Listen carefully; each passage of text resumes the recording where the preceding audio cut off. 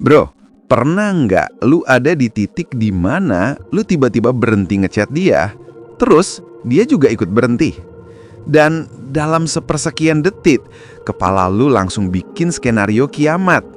Udah selesai nih, udah mati. Padahal bro, hubungan modern tuh nggak sesimpel itu cara kerjanya. Yang aneh, justru gini, waktu dua orang sama-sama berhenti komunikasi, kita ngerasa kayak nggak ada apa-apa yang lagi terjadi. Padahal justru di situ permainan aslinya baru banget dimulai. Karena diem itu bukan ruang kosong. Diem itu panggung. Panggung tempat emosi lo kebuka, emosi dia kebuka, semuanya kebaca tanpa satu kata pun keluar. Dan biasanya bro, ketika dua orang sama-sama diem, cuma ada dua tipe reaksi. Yang satu mulai mikir, yang satu mulai panik. Dan yang nggak panik, yang bisa stay cool di tengah ketidakpastian, dialah yang pegang kendali. Gue mau jelasin ini pelan-pelan. Kayak kita nongkrong di angkringan jam 11:30 malam, angin dingin, lampu remang, dan lu lagi cerita soal hidup yang makin ribet. Jadi santai aja bro, tarik napas dulu. Karena di akhir nanti, lu bakal paham kenapa diem itu bisa lebih kenceng daripada 1000 chat panjang lebar. Sekarang tuh hubungan dibangun dari typing, scene, reaction story, like kecil-kecilan, dan validasi instan yang bikin kita ngerasa, oh, dia masih mikirin lu . Manusia modern kecanduan dilihat. Dan begitu lu berhenti muncul, berhenti ngasih sinyal, berhenti jadi sumber stimulasi, ilusi itu runtuh. Orang baru sadar sesuatu itu penting justru waktu sesuatu itu hilang. Makanya, waktu lu berhenti kontak dan dia juga ikut diam, itu bukan akhir. Itu cermin bro, cermin besar. Diam itu kayak lu ngaca, tapi yang kebuka bukan wajah lu, yang kebuka isi hati lu. Gue jujur nih bro, banyak cowok jatuh di fase ini.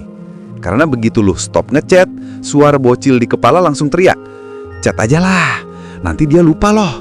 Dia udah ngobrol sama cowok lain tuh, cuma lu yang effort.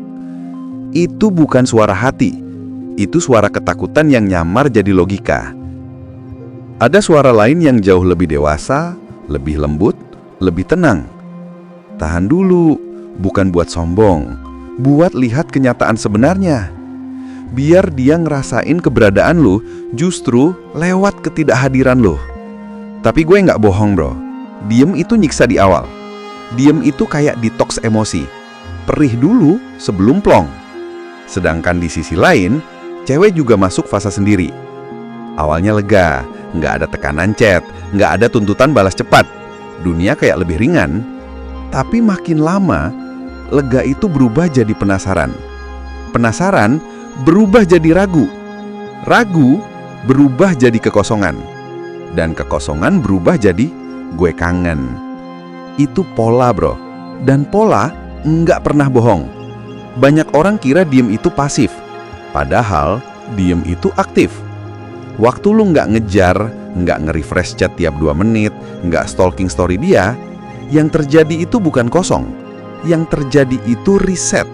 Reset ekspektasi, reset keseimbangan, reset power. Dan ini yang cowok sering lupa. Power dalam hubungan itu bukan siapa paling dingin, tapi siapa yang paling tenang.